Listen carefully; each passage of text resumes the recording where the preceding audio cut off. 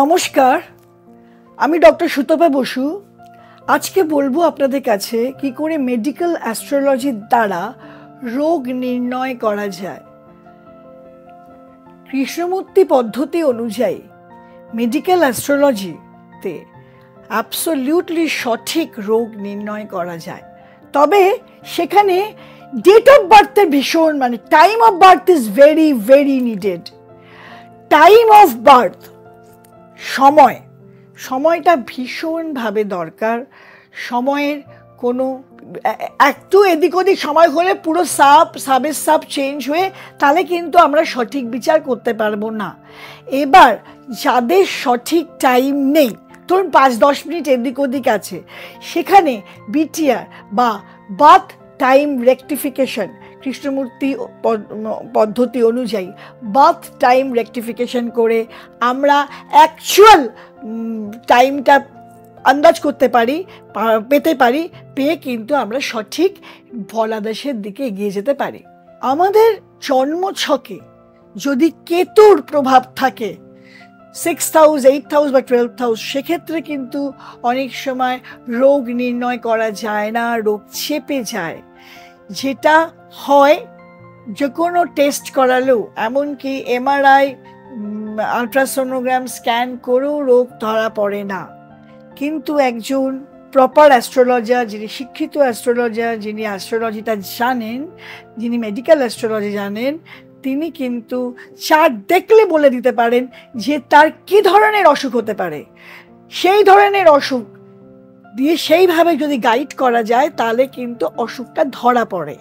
যেমন অনেক সময় দেখবেন অনেকের ক্যান্সার লাস্ট স্টেজে গিয়ে ধরা পড়ছে।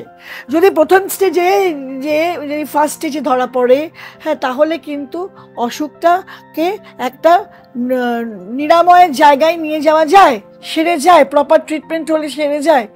কিন্তু যদি লাস্ট স্টেজে এসে ধরা পড়ে, সেক্ষেত্রে কিন্তু সারার কোনো উপায় থাকে না। কিছু কিছু গ্রহ আছে কিছু কিছু অসুখের জন্য রেসপন্সিবল।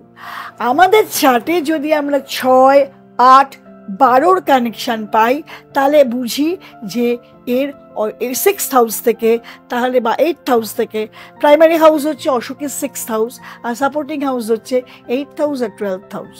যদি আমরা এর থেকে ধরতে পারি, এইটা থেকে যদি আমরা প্রপার প্ল্যানেটারি কানেকশন পাই, আমরা কিন্তু অ্যাবসলিউটলি কোন অর্গান এফেক্টেড হচ্ছে বলতে পারি।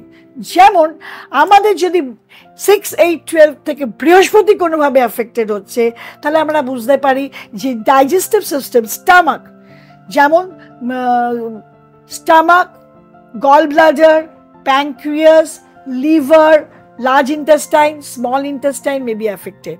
যে কোনো অসুখ যেমন জন্ডিস, ফ্যাটি লিভার বা সিস্ট জাতীয়, গল ব্লাডারের স্টোন, এই জাতীয় অসুখ বা নানাবিধ জাতীয় অসুখ হতে পারে। যদি আমাদের অনেক সময় দেখেছি আমরা যে নিচস্থ বৃহস্পতি মকরে অনেক সময় কিন্তু সিস্টের কারক গ্রহ, এবং সেটা যদি আরও তার ডিগ্রি বেশি থাকে বা তার আরও বেশি অ্যাফেক্টেড থাকে, তাহলে কিন্তু ক্যান্সার পর্যন্ত দিতে পারে। শনি অ্যাফ্লিক্টেড হলে আমরা বলতে পারি যে জাতক বা জাতিকা কোনোভাবে হাড়ের অসুখে, দাঁতের অসুখে ভুগছে। দাঁতের সমস্যা কিন্তু শনি দেয়, হাড়ের সমস্যা, কোমরের তলা থেকে কোনো সমস্যা শনি দেয়। এবার যদি আমরা দেখি বুধ 6 আর 12 বুধ অ্যাফ্লিক্টেড, 6th হাউস কানেক্টেড, বুধ কোনোভাবে অ্যাফ্লিক্টেড, আমরা বলতে পারি জাতক বা জাতিকা কিন্তু নার্ভের প্রবলেমে ভুগবে। নার্ভের প্রবলেমে যদি 2nd হাউসে অ্যাফ্লিক্টেড বুধ হয়, তাহলে আমরা স্পিচ বলায় অসুবিধা দেখতে পাই। আচ্ছা, যদি শুক্র কোনোভাবে অ্যাফ্লিক্টেড থাকে 6, 8, 12 দিয়ে, আমরা আন্দাজ করতে পারি হয়তো বা কিডনি রিলেটেড প্রবলেম হবে, কিংবা কোনো এন্ডোক্রাইন গ্ল্যান্ড, যেমন ধরুন বা কোনো এক্সোক্রাইন গ্ল্যান্ড বা এন্ডোক্রাইন, যেমন ধরুন হরমোনাল গ্ল্যান্ডসগুলো, হ্যাঁ, সুগার হতে পারে, ইনসুলিন, আইলেটস অফ ল্যাঙ্গারহ্যান্স থেকে ইনসুলিন সিক্রেটেড হয়, বা দেখা যাবে যে তাদের থাইরয়েড আছে, পিটুইটারি গ্ল্যান্ড থেকে সিক্রেশনে থাইরয়েডের কোনো প্রবলেম আছে, বা দেখা যাবে যে তাদের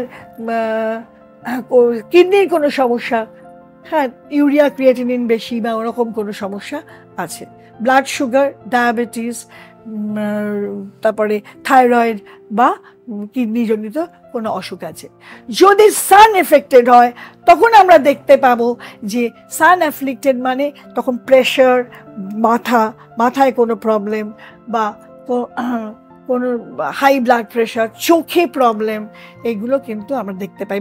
যদি সানের সাথে বুধ অ্যাফ্লিক্টেড হয় তখন আমাদের সেরিব্রাল অ্যাটাক হতে পারে বা তাদের কোনোভাবে মানে কোনো রকম ব্রেন অ্যান্ড স্পাইনাল কর্ড আমাদের নার্ভাস সিস্টেম দেয়, সেই নার্ভাস সিস্টেমে নিউরাল কোনো প্রবলেম আসতে পারে। তাহলে আমরা বলবো যে তোমাদের কারো যদি কোনো রকম মেডিকেল সমস্যা জানবার আছে তাহলে অবশ্যই একজন সঠিক অ্যাস্ট্রোলজারের সাথে যোগাযোগ করো, যে তোমাদের গাইড করতে পারবে কি ধরনের অসুখ হচ্ছে বা কি ধরনের প্রবলেম আছে, বারবার ভুগছো, এটা কোন দিকে লিড করবে, এটা কিন্তু বলতে পারে। আমার সাথে যোগাযোগ করতে পারো, আমার নাম্বার যাচ্ছে নিচে, স্ক্রল নাম্বারে আমার ফোন করতে পারো। আর লাইক, কমেন্ট, শেয়ার করো যদি ভালো লাগে। আর কিছু জানতে কোনো স্পেসিফিক অসুখ সম্বন্ধে জানতে হলে অবশ্যই আমার সাথে কন্ট্যাক্ট করবে, যে কোনো অসুখের সমস্যা দিয়ে অবশ্যই কন্ট্যাক্ট করবে। আর সাবস্ক্রাইব না করা থাকলে সাবস্ক্রাইব করে দেবে, যদি বেল আইকন প্রেস না করা থাকে বেল আইকনটা প্রেস করে দেবে, লাইক, কমেন্ট, শেয়ার করবে। নমস্কার।